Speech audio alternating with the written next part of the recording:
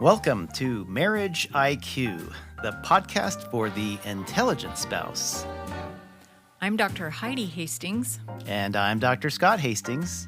We are two doctors, two researchers, two spouses, two lovers, and two incredibly different human beings coming together for one purpose, to transform the stinky parts of your marriage into scintillating ones, using intelligence mixed with a little fun. Hello, everyone, and welcome back to another scintillating yet intelligent episode of Marriage IQ. We love you, and we hope that you are having the best day ever. We're really excited to share with you something pretty unique, again, to us, I think, and that is the secrets to unlocking cheap travel. Scott is one of the world's experts in this field, or at least among our friends. Oh, it's a dream, right? Well, we really wanted to combine this with our episode on marriage retreats because some people might say, I can't travel because it's too expensive. I can't get away for a few days because it's too expensive. Do you want to know how to get marriage retreat weekends for free? For free? So are you really going to teach them how to get them for free or close to free? Or really, really cheap. As I said last time, I'm really passionate about traveling and traveling for cheap too. So for this, they can use your information not only for how to travel cheap for marriage retreats, but also how to travel. Yeah, just in general. Okay, marriage hacks for cheap travel. I wanted to put it together to follow the marriage retreat episode because I think we both agree that getting out of the house, shaking up our world, getting somewhere new helps us kind of start again, recreate ourselves, move forward. So let's jump right in. Okay. We've been married over 28 years now.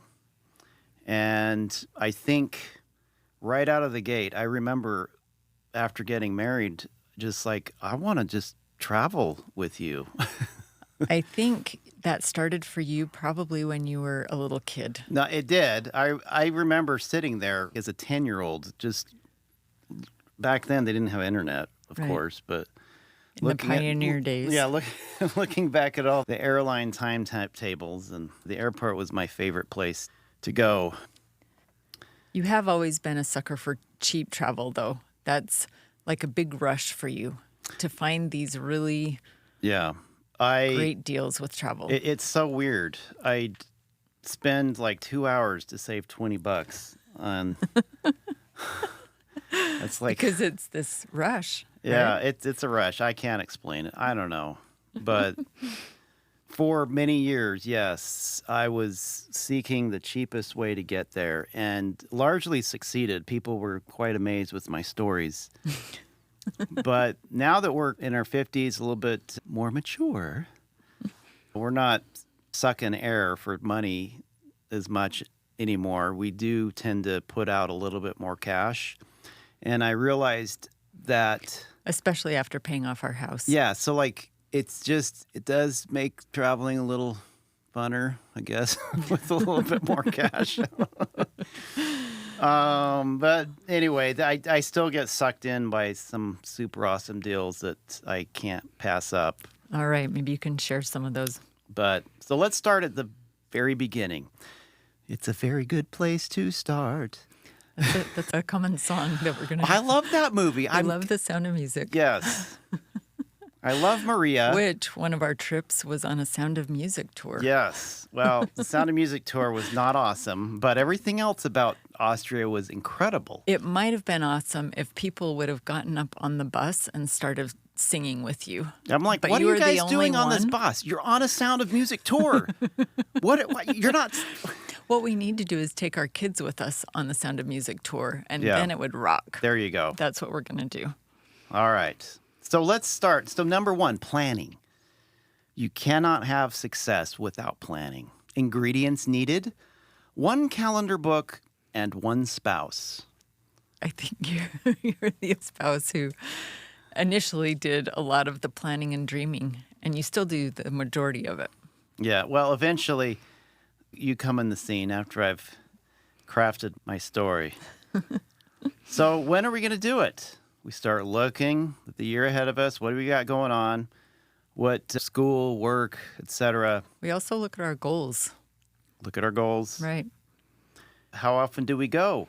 And when you say this, are you talking about on trips or are you talking about on marriage retreats? For both. Okay. So in this case, I've specifically tailored it to planning our marriage retreat. So again, from last week, how often do you want to go? It's up to you. We typically do every other month, usually. And sometimes we'll do those at home because when I was in grad school or whatever, just couldn't get away as much. But I would at say least 4 times a year we go somewhere. I would say once a year is probably too far apart. And even 2, it's better than nothing. But yeah, I would say minimum 3. If you can swing it a minimum of 3 a year, I agree. But again, you have to make that decision. So you agree, schedule the dates. Usually it's going to be over a weekend. Doesn't have to be. It's always been that way for us because of my work schedule, the kids' school. And in the past, when we didn't have as much money, it was like a one-night thing, an overnighter, which is okay. And drivable. Yeah, so the 2 nights we found is more doable, but we understand some people just cannot do 2 nights with kids or other things. Where are we going to do it? The large majority of our marriage retreats were close to home. Mm-hmm. So we traveled some out of state or on an airline, but usually it was going to be around where we lived because it saved money.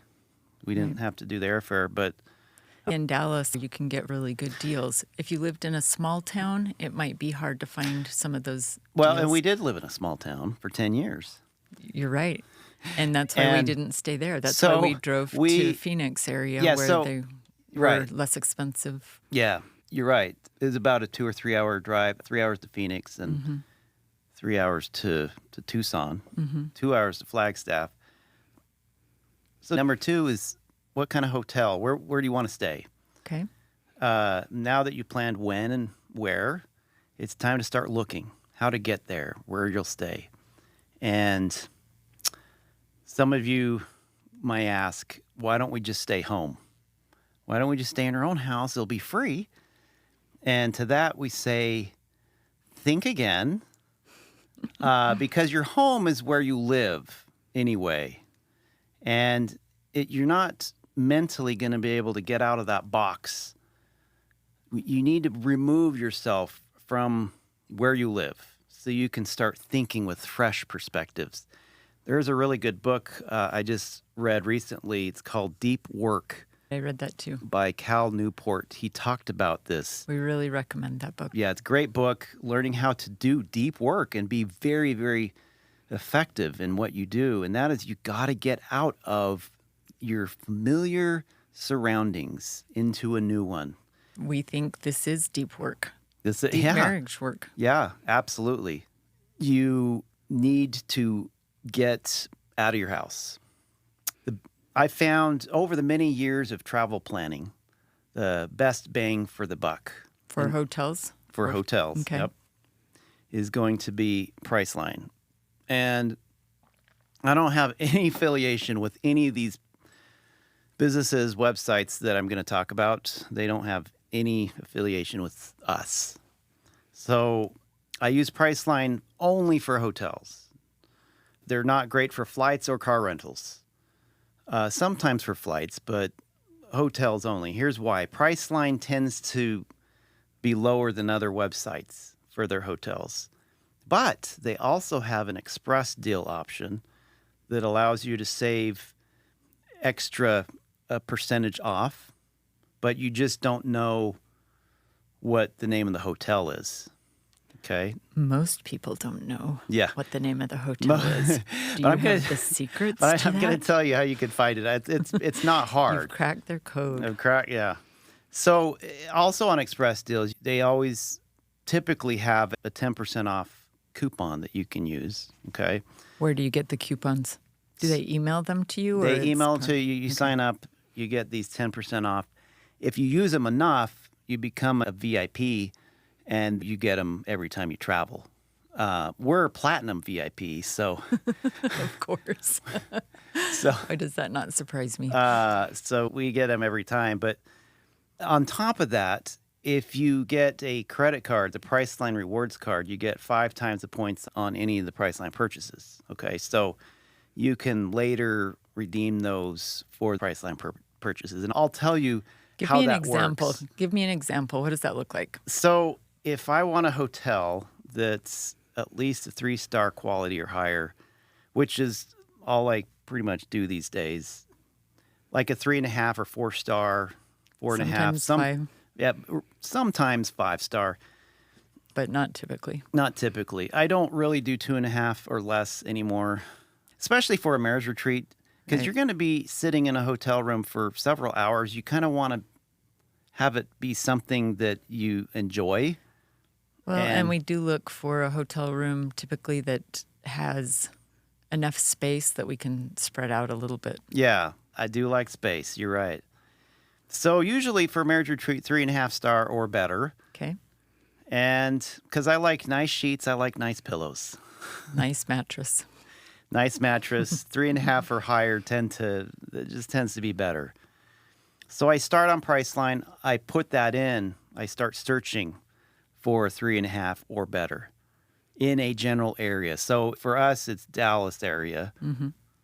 And then I'll go to the ratings, right? So people rate the hotels, and then they do an aggregate and an average. So it has 2 rating systems on Priceline. Well, they have a star level, right? The quality level, there's certain levels. 3.5 and above tend to be the more upscale. And then the ratings of how do the people like the hotel. What's their experience there? Yeah, so you can have a 5-star hotel that's not rated highly by the people, or a 2-star hotel that's like a 9 or a 10, really, really high rating by the people. But the quality level is it's a 2-star quality, right? Right. So Okay, that makes sense. you can control these things. So I start a 3.5-star or higher. On Priceline, it's a 3-star, but you can pick out the 3.5 stars. I start with the 7 or higher On ratings. Okay. And the reason I start with 7, there's some really good hotels out there that they get a few rogue ratings, and they drop it down to like 7.8, and it's a good hotel, right? I don't want to miss out on those. So you're really wanting 8 and above most of the Really, time. most of the time. But there might be some outliers. I've found anything Okay. that's like in a 6 or below, don't even mess with it. Okay. Then I'll click on the sort button to go from lowest price to highest price. Okay, so the lowest price for a 3.5-star hotel with at least a 7 or higher rating. And I'll find some hotels there. Could be like a Sheraton or a Embassy Suites, or sometimes a Marriott or Hilton. And I'll go over to the Express Deals button, and I'll click on that. And that shows some offers for hotels. Again, we don't know the name, at least not right now, but it's really easy to figure out. So, for an example, this morning I looked up in McKinney, which is near Dallas, the Sheraton McKinney, which we've stayed at before, and it's a very lovely hotel. It's a good one for our marriage retreats Yes. because it has an extra room where we can A spread lovely out. hotel. Mm-hmm. It's a 3.5-star with a rating of 9, so very high. People like it. And it has 1,077 ratings. So it's on there. It goes for $143 per night. Ew. But For some people, that's not bad. For us, that's bad. if I click on the Express Deals, I did this morning, I see that they have a deal for the same area. It's a 3.5-star hotel with a 9 rating and 1,000 ratings. So you're matching the star level, the rating level And how from many the reviews. and how many reviews? There are. And so That's- by looking at those 3 things, you can pretty much match it up Right. with what you think it is. Right. Okay, so there was 1,077 reviews for Sheraton McKinney. But when it shows up on the express deal, it'll just say 1,000. Okay. It just rounds it down or rounds up. Okay. And so I know that that's the Sheraton McKinney. Because there were no other 3.5-star hotels there with a 9 a rating. 9 yeah, and 1,000 and ratings. 1,000. Okay. So you know it's the Sheraton. Well, guess what? It's going for $70. Instead of 143, that's You- less than half the price. You know it now. Oh. Now I take my 10% off coupon. So $70 a night, it now becomes $63 a night. Ooh, that sounds like about the price of a Motel 6. But wait, Does it even get better? there's more. If I use my Priceline credit card to pay for it, I get 5 times the points I normally would. And so we use the Priceline credit card for everything in our household that we can buy with the credit card. Can I make a caveat there? Yes. We pay it off every single month. Do not sign up for a Priceline credit card if you cannot pay it off Yeah, every month. You got to pay it off because every month. then all the savings Yep, all the savings out the window. from saving money on travel are wasted. Yep, you got to pay it off every month. So the only way that we recommend doing travel credit cards is if you've got the discipline to pay it off. And so we just use it as a checking account, actually. So everything we buy, we get points, points, points, points. Stacking them up. So every 2 to 3 months, I go online and redeem travel that we've used through Priceline for points. So when it's time to do our next marriage retreat, you cash in. Yes. And those go towards whatever hotel you've got for the next marriage retreat. But wait, there's more. Oh my gosh. If I've purchased travel on Priceline with the Priceline card, Yeah. the number of points needed to reimburse the cost is 33% less than points needed to cover any other purchase. So they give it to you for an even better deal? Yes. So for a $63 hotel at this point that we've got it down to, are you saying it's only 60? Let me go from all the way from the beginning to the end, okay? And then All you'll see. Okay. The Sheraton McKinney. Good is, beds. Nice. Yeah, nice Nice space. hotel, great hotel. Okay. Sheraton McKinney is $144 on hotels.com. Okay. We said it was $143 on the regular Priceline. Okay. Then we found it was $70 on Priceline Express deals. Okay. And then it became $63 using Express deal coupon. Okay. Now, $63. I only have to pay with my points the equivalent of $45 What? to pay for this hotel. Oh my gosh. Wow. Okay? And actually, I'm paying $0 because I used points to pay for the hotel. So now it ends up being $0. But the cool thing is I only have to use $45 worth of my points to pay for that hotel. So you've still got more for the next time. That's right. For another hotel and another Wow. marriage retreat or 2 nights hotel or whatever. Vacation that Yeah. can go towards hotels when we're traveling. That's really cool. That's amazing. I knew some of the elements of that. I don't think I knew all of the elements of that. So that's really impressive. So when is the best time to book a hotel?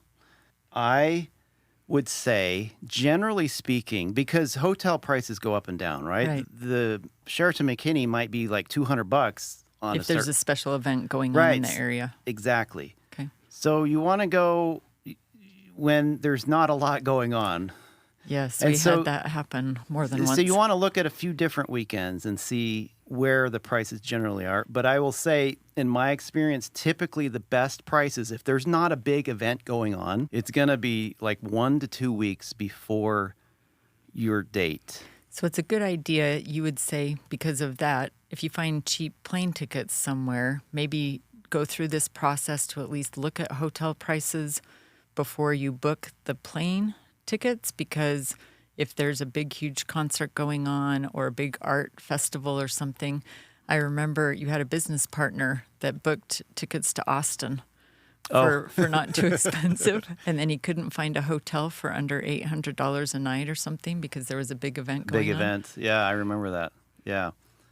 So some people, the other thing too is you might ask, okay, is it better to book a budget hotel located in a better area than an upscale hotel in a less popular area?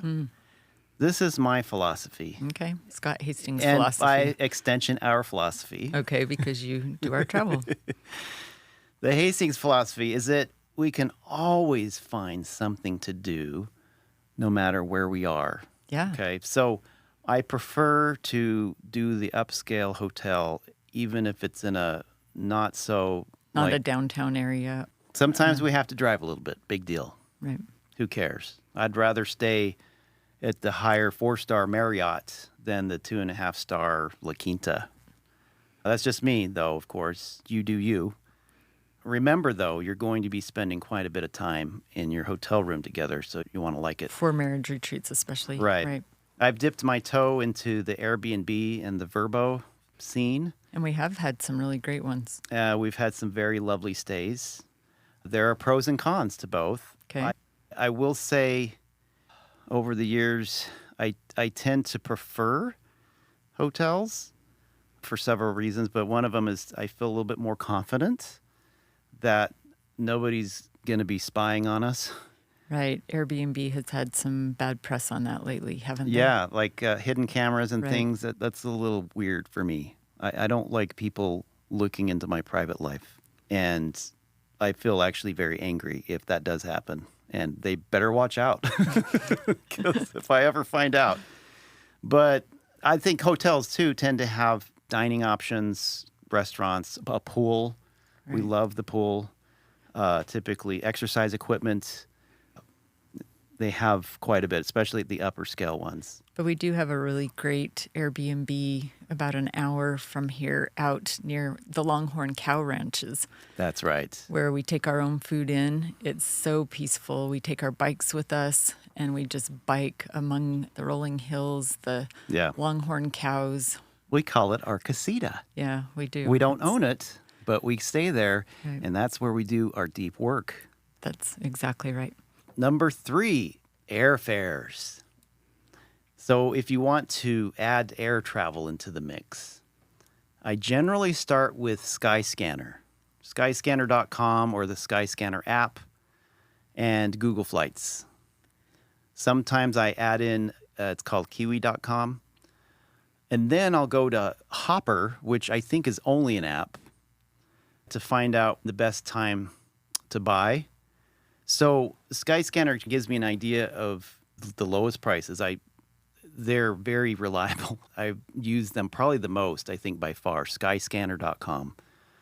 If you know where you're wanting to go. Yeah, that's a good point. If you don't know where you want to go, maybe you can address that in a minute as well. Right. So if you know where you want to go, yes, that's correct. I think Hopper is important to do. And I found this fairly recently because they tell you, buy it now, or no, wait, don't buy it right now. It's going to go down. Okay. And I really wish I would have listened to my own advice on this not too long ago, actually. Yeah. But for the most part, you do. I would have saved $600 on our flight to Paris. But anyway, Hopper will tell you, hey, this is a good price, or no, wait, it's going to go down. And so I think that's important to keep that in the mix. There are some other sites. I know there's several. The ones that I use, it used to be called Scott's Cheap Flights. Yes. That's addicting. I'm like, wait a minute. Every night you would come home. Honey, do you want to go to Japan? Honey, do you want to go to... Norway.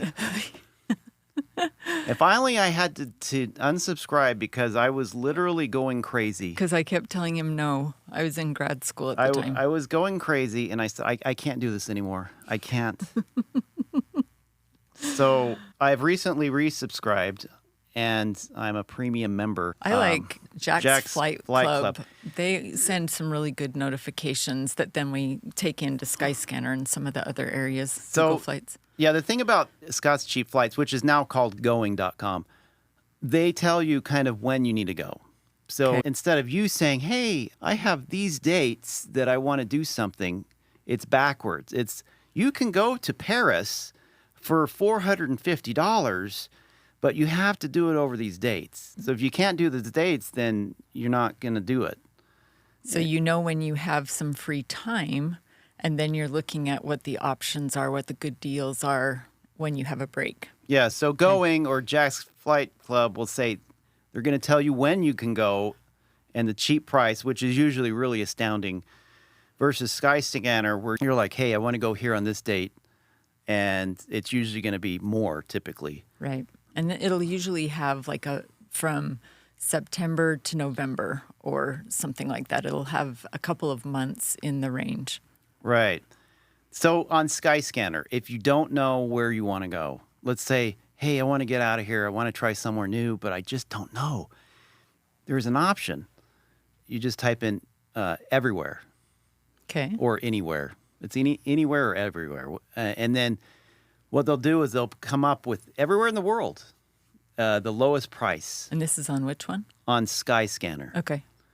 So if you're lacking of ideas of where to go, start with that. That can give you some great ideas. You know, Puerto Rico, that's how I got that trip, is like, where should I go? So Puerto Rico was cheap. St. Thomas, that's how I found that They still hadn't one. bounced back from COVID in those, and they were really, really cheap. But Yeah, also with Going, correct me if I'm wrong, they also find mistakes that airlines have made. Yeah. So you can find A mistake you gotta fare. jump on it. You got to jump within right on it. A couple of hours. Yep. We've never done those, but I will say I credit Going for the trip to New Zealand.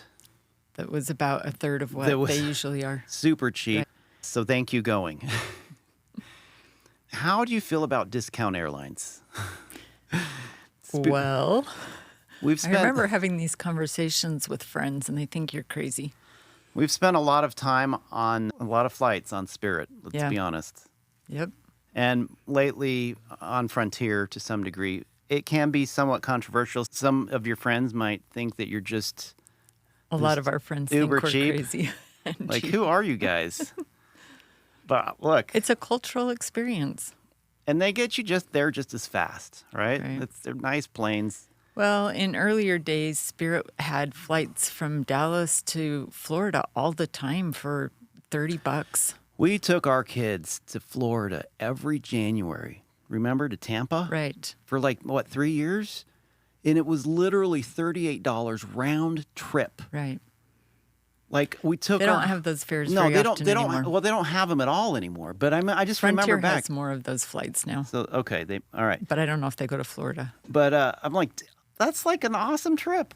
Yeah. Go to Tampa, you get your Priceline hotel, and bam, And got a family vacation for cheap. right, but we've got to say we've learned to pack minimalist style to be able to get on those flights because they charge a fortune for baggage. So yeah, that's a great That's point. the key to flying on those airlines. You and I looked up the dimensions for the free, because the Spirit and Frontier allow a free handbag. Right. And so I looked up those dimensions and I put it in to Amazon. And I said, find one that Suitcases matches that that. fit this. So we bought 6 of them for all of our kids that match exactly that free size. Right. These little teeny tiny suitcases. It works better in the summer than it does in the winter. However, in the winter, I have been known to put on 3 layers until I get on the plane and then take off some layers and pull out a bag to put them in. I don't know if you should be saying this. Look, I even had one of the people at the gate tell me that. She's like, you're going to have to pay $100 to check this bag because your bag doesn't fit. This is on Frontier. 'Cause That's your bag ridiculous. doesn't fit in there. And she's like, just take it on and put on layers. Yeah. Oh, she told you how to do it. Yeah. So, yes, that's what we do. We get our little carry-on suitcases, and I watch with a smirk on my face the gate agent who tells me to put my suitcase in at the boarding area to make sure it fits, and it fits perfectly. Right. And I'm like, huh. But on Frontier, it can't bulge at all. And on Spirit, it can bulge a little more. Their measuring guide is a little bit bigger. So, yeah, Spirit, you're going to probably get a little bit more room than Frontier. We did take a discount airline to Jerusalem. We took our kids to Israel, and we took that size of bag. They have them for international All flights 6 of as us. well, right? In a little Spirit-sized bag. That takes choosing items with very thin fabric and doing a little bit of laundry in the sink. But We hey, we it were was there amazing. a whole week. We were there a and we week. did just fine. We had a little laundry line that we could do some laundry while we were there. So another question is, the best time to travel typically on an airline is going to be Tuesdays and Wednesdays. Those are the cheap ones, the cheap flights typically, not always. Saturdays are decent too. Yeah, Saturday mornings. Yep, you're right. I typically, for me, Friday nights after work, I know it's going to cost more, but I have to measure that against how much I'm losing by leaving work early. Because we own our own business. Right. If So you if you- work for somebody else, just take a vacation day. It's not a big deal. Right. But you got to think about this, right? Right. How much you're saving on the airfare. Ooh, I got this deal, but then how much you're losing with leaving work early. And I would just like to say that Southwest is not a discount airline.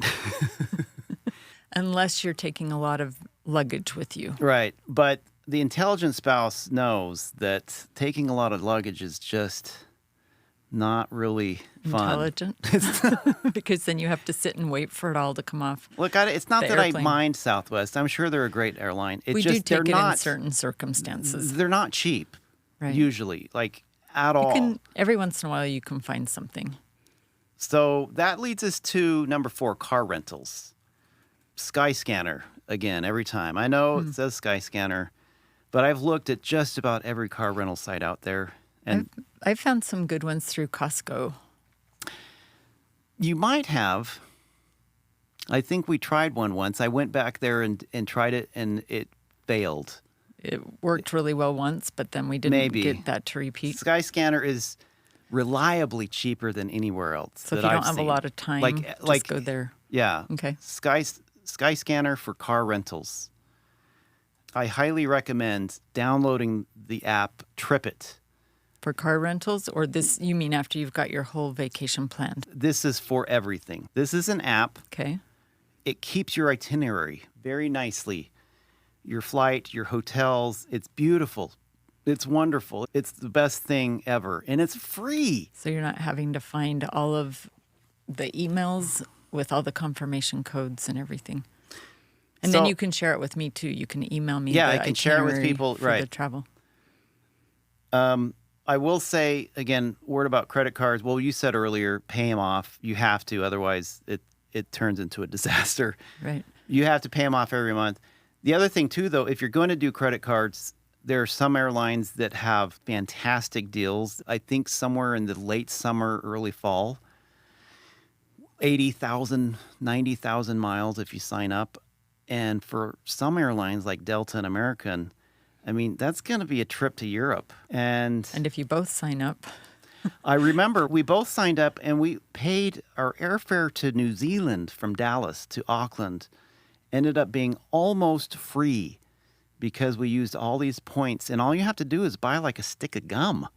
You don't even have to buy a bunch of stuff. So smart move if you're paying off your bills every month. well, and I know Frontier has just been advertising that if you have their travel credit card and you reserve your travel on that credit card, that you get to check 2 free bags, which is similar to what Southwest does for a fraction of the price. Yeah. So that's a little travel hack there. Also, if you're a business owner like we are, and you put your business expenses on a card and then again pay it off every month, you can not only be getting travel benefits for your home, but also for your business, which gives us a lot of extra benefits there as well. Yep. There are a lot of pros and cons both to owning your own business, but that is one of the pros. That's a pro. I purposefully do not overplan my trips. I get the hotels, the airfares, transportation all figured out. Then I have some very general ideas of what I want to do. Specifically, if it's a pretty hot item, then I plan ahead, like the cool restaurant in the Sky Tower in Auckland. or tickets to the Louvre Museum in Paris, you got to plan ahead for those. You can't just show up. But loosen up on the small stuff.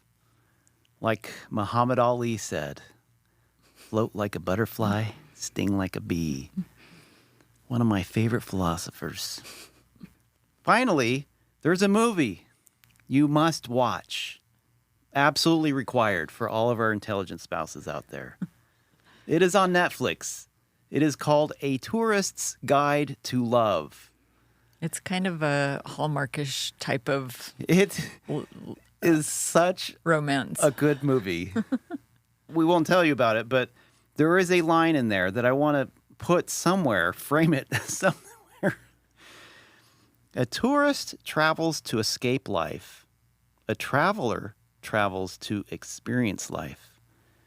Life is too short to waste it escaping life. You should experience it instead. I really think that has become our focus of travel the last little while. It makes me teary when I read that. Why? Tell me perfectly what explains what. Tell me what a traveler is in your mind. What do we do? How has our travel changed since we started focusing on this? Everything's new. It's fresh. Perspective. Exciting. Wondrous. Filled with awe. And for me, it goes beyond that. Instead of going only to all of the tourist places, we want to know what the real people are like who live there. We try to connect deeply by getting off the beaten path, asking questions of other travelers, looking at what is important to the real people, especially if we're traveling foreign, going places where we can see and learn about their culture, about their families, about their way of life. I remember in Thailand, we went up in the mountains to Chiang Mai, and we stayed in a tree house. That was really awesome. We had these nets over us, but also the bathroom had no ceiling. There's no roof over it. No roof. And so you can be there in the evening, taking a shower, watching the sunset, hearing the birds. It was the most incredible experience. And then they took us on motorcycles down into the market. The little owner had us taste crickets and taste different things, explain things to us. We ate things that were in that region. We saw how people lived, and that was very, very meaningful way to travel. Getting off the beaten path. It was wonderful. It was part of a scintillating life. And with that, we will leave you for this week. We hope that you've enjoyed this and hope that you've gained some things out of what you've learned today. And have a great week, everybody. We love you. And remember, the intelligent spouse knows that to change from a stinky to a scintillating marriage first requires a change in themselves. Thank you all for tuning in to Marriage IQ. We hope today's episode has sparked some wonderful thoughts and brought you valuable insights. Remember, the conversation doesn't end here. If you are interested in more information on this topic or to learn more about what we do, check out our website, drheidihastings.com. And if you get the chance, we'd love to have you leave us a review on Apple Podcasts, Spotify, or wherever you listen. It really helps us get the word out about Marriage IQ, and we appreciate your support. Thanks again for listening. Keep exploring, and we'll catch you next time on another exciting episode of Marriage IQ.